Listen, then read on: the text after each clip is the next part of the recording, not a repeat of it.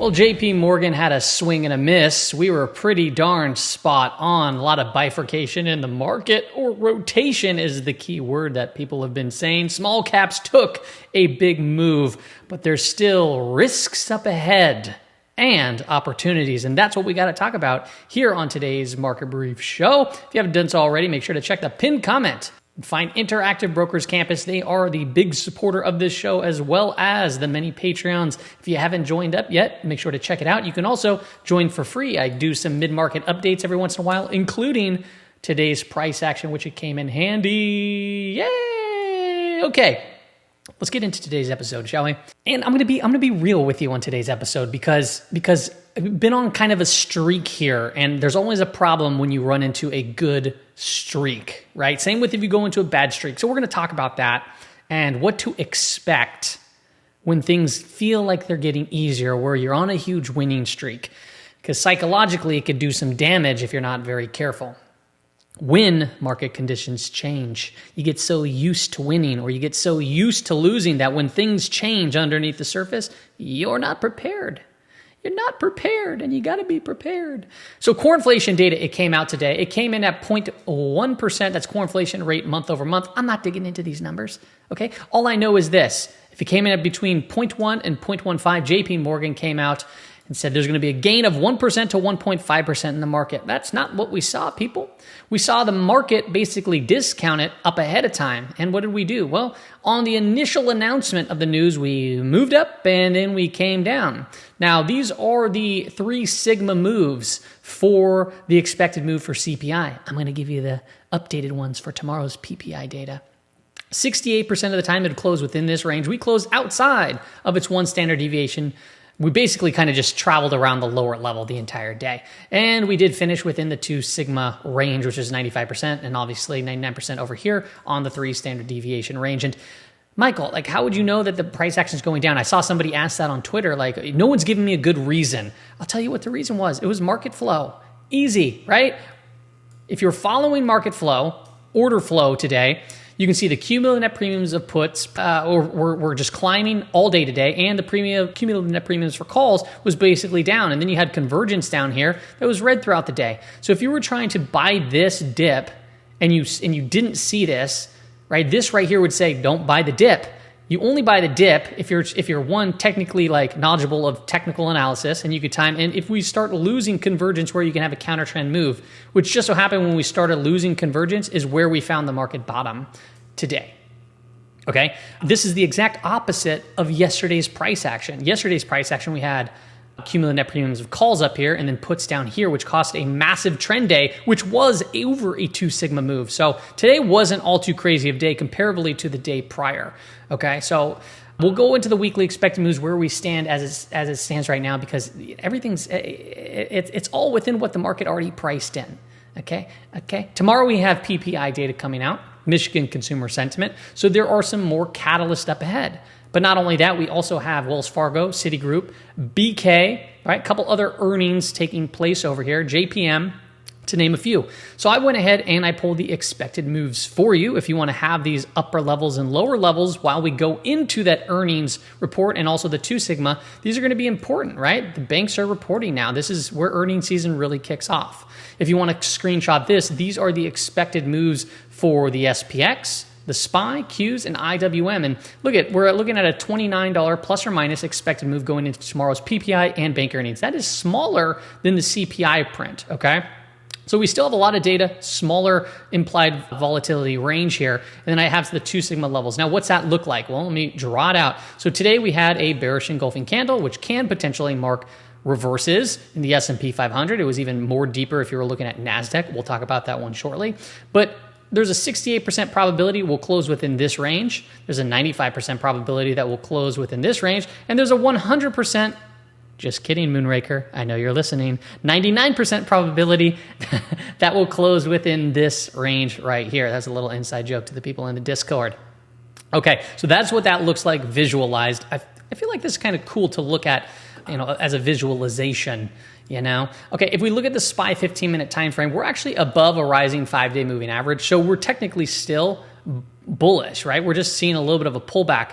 And really, to be honest, I mean, we closed the prior week, right here, and we're still positive on the week so far in the S&P 500. Now, we got outside of the weekly expected move. We got outside of the monthly expected move. And yesterday, I talked specifically about where I like to start finding shorts. Okay, so I did short. We walked through that, which I never talk about. And when I do talk about shorting, I'm super, super specific on how I size the positions, because the thing is, shorting for me and for anybody out there, shorting is more difficult. You need to be very good at what you do to be good at shorting the market, whether that's managing through risk spreads and or smaller position sizing, or you're just more tactical. It's a much more difficult task to short than it is to just buy and go long, right? Both require, obviously, focus and attention to all those details, but for some reason, shorting can be quite a pain, especially if it goes against you. Okay, so yeah, we have a rising 5-day moving average, so that's technically still bullish. Yeah, we're kind of flagging out here. We're underneath the week-to-date anchored volume weighted average price, and somebody might call this like a little head and shoulder pattern over here. So if we do reclaim back up the week-to-date anchored volume weighted average price, I mean, there's the upper daily expected move tomorrow, 559.53, and the upper monthly, upper weekly. And a lot of the times, right, if we come into the upper weekly, we just doodle around in that area for the remaining of the week. So that's always a potential possibility. If we start breaking down, start paying attention to that lower daily expected move. Now, one of the things I want to call out here on this specific S&P 500 chart is the gamma levels. What did we talk about? 5,600 yesterday, and we also talked about 5,500 and how 5,600 was the call wall. It actually is back again to the call wall. But the reason why I talked about 5,500 is because we saw some similar things when this was the call wall, how we saw a big move up, and then it came back in, and then it came back up, and then it came back down, and it basically just coiled up like a spring here before eventually exploding to the upside. And now that 5,600 is the call wall, really it's more of a situation where be bearish underneath it, really more bearish underneath the flip line, but then bullish above 5,600, okay? Because traders are still reaching out, in theory, further, right? So we're in positive gamma territory. Here's the flip line as of now. It'll probably update in the morning, but 55.60. This is where dealers look to buy the dip and sell the rip. When market conditions change, right? How do you know when market conditions change? Well, from my experience, what I've noticed is conditions change greatly when you start closing underneath the gamma flip line and you have a declining 5-day moving average, both of which we do not have yet. Now take a look over here at the S&P 500 heat map. Clearly, some breath came into the market. Lots of green everywhere on the board. It was an attack on tech. But remember, tech is up a lot, so this is actually quite normal to see. Tesla, one of the ones that we shorted and talked about, I shorted, down 8.44% on the day. I'm already out of that short. It was up 14% when I got out. I used TSLV.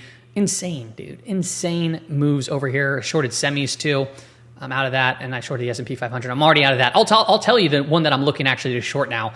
You know, like I said, I'm in and out of my shorts fairly quickly. If we take a look at the advanced decline line in the S&P 100, there was 68 advancing names, 33 declining. And like, well, gee, there's so much more, advancers. How did the market, go down?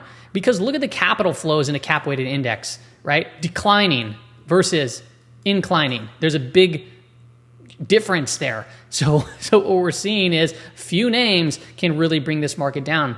However, that's why when you look at equal weight, if you look at small caps, mid caps, we saw those move quite well. So if I take a look at the Qs, it is down on the week. It was a big reversal, but where are we trading as far as the weekly expected moves go? We haven't even tagged a weekly expected move. We're doing exactly what we said we would do, what the market told us we would do for this week. Right? That's it. That's what we're doing. We're within the expected risk range, right? Or expected move based off of implied volatility. And we got outside of the upper monthly expected move. It's only July 11th. And guess what? We came back into that level. This is very common. We're talking about probabilities here. So when you get way outside and you're coming up to the weekly expected move, this is one, and outside of the monthly, and the S&P 500 did too. This is why I say these are the areas, like if we make this aggressive of a move early in the month, right, and into the week, it's like, okay, great place to take some profits, maybe put on some shorts, whatever the case may be. Okay, 5-day moving average is still inclining here. Anchored VWAP for the week to date is actually coming in confluence with it and it's pointing down. So any move higher, take a look at the upper daily expected move that's at 496.50. So just be cautious up and around this area if we start to get a bounce and if it starts rejecting from those levels, okay? That's what I would be watching for possibility. Or if we're going to get continued sell side, I'd just be looking at the lower weekly, lower daily expected move, 487.36. I'm just going to call it 487, just right down there. They're very close to another. All right, let's get into IWM because I know that's what's on everyone's mind for the most part, right? IWM was getting incredibly tight. So tight, so much so that we had to talk about it on this specific chart a few videos ago. And we were talking about the Bollinger Band width, how it was getting to levels that we haven't seen since 2020, since 2018, 2017. And each of those times resulted in an expansionary move. And what we had talked about was, it looks like it can potentially fall, but we talked about various signals such as, the bullish percent index, how we had a positive divergence that was forming here. And then also the NYSE summation index, how we had an identification 4 trading days ago that we might see a change in trend to the upside as the parabolic SAR downticked.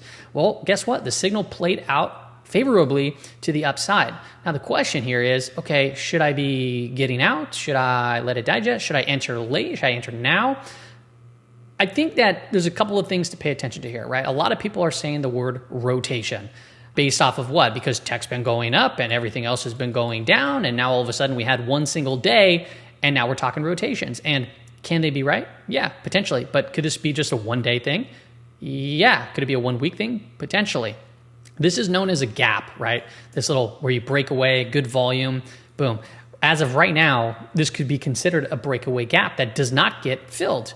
Now, there are interesting aspects here. First and foremost, we were up 3.59% on the day. That is a outsized move. We're outside of the weekly expected move. And where did we tag into? Take a look. 211.02. Boom. And then boom again. That is the upper monthly expected move. So the IWM for the month of July has reached its level that was set at the beginning of the month.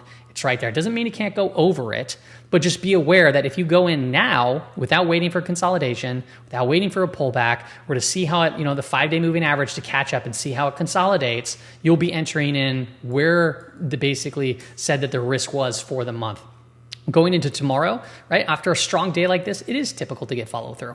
213.64 to the upside, 207 to the downside, and we're way outside of the weekly expected move. And this kind of stuff happens when you've been going sideways and getting very tight. You see explosive moves, hence the name of the video a few days ago. Get ready for an explosive move. This was that.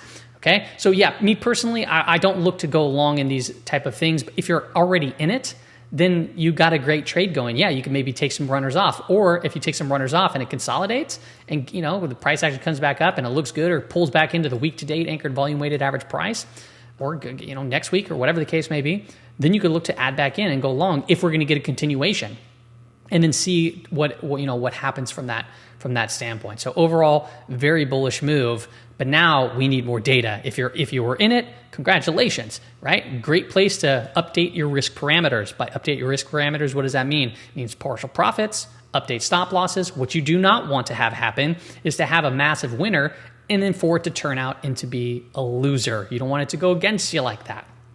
You can always re-enter. So as it looks like this, a potential stop could be the low of this trading day. Or it could be back to break even, right? And that's what you look for. And if you take, or right here, all these little swing little pivots, right? And if you get stopped out and it comes down and consolidates and this catches up, you can always look once again to get back into it. Okay, now those are the bullish aspects as why the signals that show that the IWM, but we also talked about potential bearish signals, and we talked about that. That's more of like a macro look, and I feel like I want to follow up on this because it's still there. It's just you can't really time this specifically because this isn't really a signal chart. I'd say these are more signal, faster responding charts, and we saw that today. It's not 100%, but you see what I mean.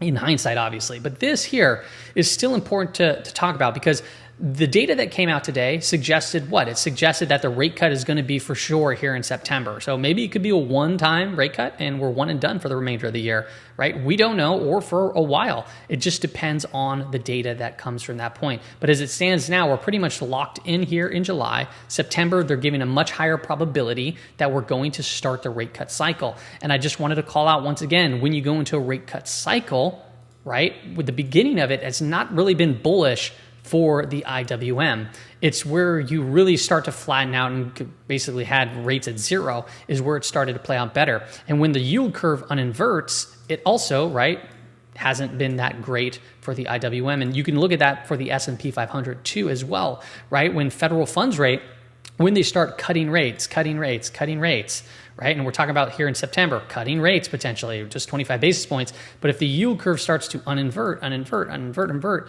you can see that the market has seen volatility at that point, and the Fed then there had to step in and do something. So I think that's what the current risk is in the market, but timing it is a whole different thing. I think it's important to know this stuff and understand it because you don't want to be caught off guard. But I think you have to play the charts for what they are currently, and what they are currently.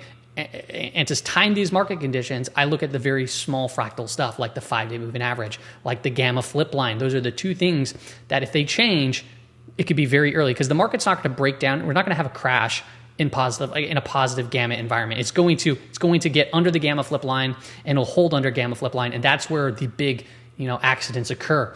Also, above a rising 5-day moving average, no, it's price action might break down fast, but this will start turning around. And then, if we're going to have a real crash, that would be the early turn. That's what happens. Okay. Go back through history, look at it yourself. This is short-term moving averages. So this is what happens. Let's get now into Thinkorswim platform. I want to go over some of the sectors because we talked about some charts yesterday, and I want to follow up on a few of those and maybe get into what oil looks like and various things like that. So let's go ahead and hop over to that platform. All right, we're over here at Thinkorswim platform. First and foremost, I just had to show you this ruddy chart. Look at this RTY. Look how just crazy this move was from this tight price action. That's absolutely bonkers. Okay, so let's take a look at the TNX CGI. I'm going to actually apply my zones indicator to this. Well, it's actually called bridge bands, but I had it converted over to Thinkorswim, and I don't know why I titled it zones. It's called the bridge bands. It's a zones document that I share with the Patreon group, which everyone knows that. But I wanted to call out that we are approaching the lower range here of the 10-year yield. And if the 10-year yield bounces from this point, right, typically when you have a falling yield and a falling dollar, it's good for markets. But you can see here, the markets, tech actually got hit alongside that. So these correlations, they can change, right? On a day's notice, they can go back, they can be positive, they can be negative. Most of the times it is a negative correlation. And we saw the 10-year yield fall, we saw rates fall, which potentially could be a reason why it helped small caps. But if you take a look also here at the dollar, as that's reaching to its lower range, the dollar is also towards its lower level here too as well. So if the dollar wants to bounce from this level, if the 10-year yield wants to bounce from this level too, perhaps that correlation, that negative correlation, can put pressure back on to tech or continue to put it onto tech. But once again, if I look at some of these tech names, they're pulling back after a large run up. So I think that there's still the possibility of opportunities here. Like look at Apple, right? Apple's been on a huge breakout. So what is this? A little bit of a pullback here taking place, a consolidation, big deal. It ain't nothing, right? Look at Microsoft. Take Microsoft. It's, a few days separated from its high. It went up and now it's pulling in a little bit. What are we going to see? More consolidation and before it heads higher? I don't know. Netflix, Nvidia saw a gap up, came to its upper part of its range, and then started pulling back down into the middle of it and to the 20-day moving average. And sometimes these big volume turnarounds can, they mark periods of, consolidation. So could we still be consolidating here on Nvidia or coming back down to the lower portion? Yeah, absolutely. So that's one to obviously watch. And Google got one that's clipped too. It's from its highs and now it's coming in a little bit. Amazon, the same thing. We talked about this one yesterday, how it was getting very tight. And even if it came all the way down to here, right, that would just be back testing its prior breakout. So I think Amazon is still one to watch here. It doesn't mean necessarily that anything's broken and gone. So if this thing does come down to 190 and then we start seeing strength from it, that could be an opportunity. I don't know if it's going to get there or not because people have been buying these dips like crazy and we're finally seeing a pullback a little bit here that might bring buyers back in. We'll see. Meta's at the lower range of this little channel here too. That was a pretty significant move to the downside, breaking from this tight price action there too as well. And then we talked about Berkshire yesterday, and that's seeing a pretty decent sized breakout. Financials are going to be reporting soon. Berkshire is somewhat soon, so we'll see if that changes anything here. But a breakout taking place, so I would be targeting 430. Those prior swing highs, maybe a little bit lower. But yeah, a breakout is a breakout is a breakout. So TSLV, right? We talked about these ones. This was inverse Tesla. And if I look at Tesla really quick, Obviously, Tesla got hit. There was some news about the robo taxis or whatever. So this played out pretty well, much more than I thought it was going to happen. But this is the one that I held a little bit longer than the others, like SOXS, right? So SOXS, we talked about how, if it just moves up a little bit and it just a small move from where this line was just to here was like a 5 or 6%. Well, it ended up, or 8, 9%, I forget what I said, ended up being up 10% on the day. Just be aware, like, are you trying to catch the top or it keeps going? You might be right and it might go more, but just understand when you short, like you can see snapback, it never goes down without a fight, almost ever. Okay, so those are the ones that I used. I think it was SPXS2 as well. I don't have that on anymore. Okay, but yeah, obviously is the inverse of the S&P 500, and we saw a little bit of an uptick there. Can there be more upside in these names or downside in the markets, the ones that we talked about? Yeah, absolutely. Now I'm kind of looking at gold miners. So if I look at gold miners, there's a huge move today, right? This thing was up 2.81%. It's a pretty strong move in a very short period of time. And these miners, like right now, like I'm looking at this, maybe it feels like it can push up a little bit more. But when I look at this stuff, they go through periods of consolidations. They see quick drawdowns, and they're a lot sloppier. So sometimes if we see very strong advanced moves, I wouldn't mind looking at something like this too to potentially go short. And there's an inverse ETF dust. So it'd be something that I'd start small, and then if it pushes a little bit further down, maybe look to add a little bit more and see if I can just catch a move, maybe back up to around here, which is 5 to 8% gain, maybe more, who knows, on something like that. So that's what I'd be looking from the short perspective there against some of the longs that I have. Now from the long side, right, we already talked about IWM. We talked about XBI yesterday, and this one's following through on a breakout. So you don't want these breakout names, right, to come back on you. It doesn't matter if they come back on, but you don't want them to turn into losers. So update stops, think about your risk parameters and so forth. A couple other names that I wanted to talk about here. Something like BBWI. BBWI is Bath and Body Works. And this one, a lot of these names, I'm trying to look for names that have been kind of beaten down, right? That might show a little strength here soon. So BBWI is getting fairly tight. It kind of reminds me of what Lululemon looked like back in the day over here, where it was basically straight down like this, and then we saw a little bit of a bounce.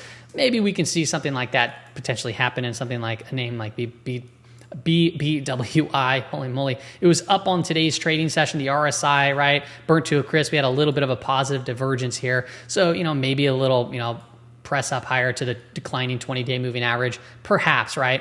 Halliburton is an energy name, and this name has came into a prior area where we found bounces. There's a positive divergence it's forming. Now it was up 1.82% on the day, so maybe perhaps, and earnings is around the corner, unfortunately. I don't like establishing new positions knowing that earnings is right there, but perhaps this does open the door for a pop here for something like Halliburton.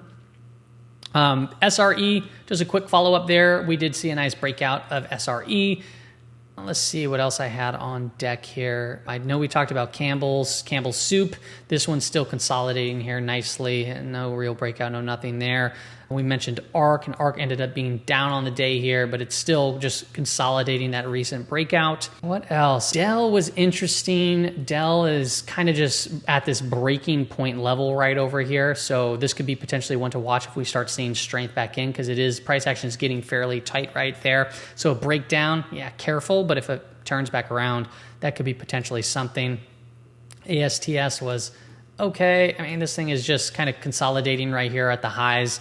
Saw a lot of strength, a lot of volume. Now volume's getting pretty dried up here. This is a high beta name, so just be aware of that. Okay, so a couple of ones that have been beaten up. So Nike, I think, is on the radar, right? This one had bad earnings, then it's been drawing down a little bit. This little 3-bar pattern, right? This little 3-bar pattern here is known as a morning reversal. So, you get this big red down day, you get a hammer candle and a follow through. So these can mark potential turning points. So your risk would be here and then to play it to the upside. It's kind of wedging out here, but just know that weak stocks typically get weaker. And on the daily time frame or the weekly time frame, I should show, it got hammered. And then we have this kind of zone that I was eyeballing, which we're a little far away from still. But Nike is, Nike's not going anywhere. Nike's a huge company, and this huge company has been beaten down. So sometimes people will look into this if we're going to get actually, some sort of rotation. Starbucks also been hammered, right? Bad earnings. We saw a little fall through, and then it sank back off. I just wanted to call out there is a positive divergence there in the RSI. You have kind of matching lows right here. We saw, bullish engulfing candle where it gapped lower and closed up higher. So perhaps this opens the door for a little bit of a pop. You just got to respect it if these things break down, right? Got to respect the price action if it goes against a specific position.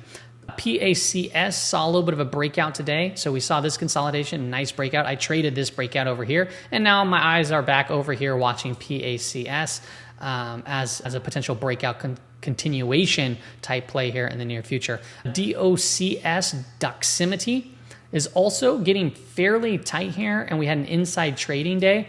So this could be one to watch if we start breaking above maybe the high of today's trading action. It is below a declining 20-day, but the 50-day is rising. The 200-day is starting to rise here too.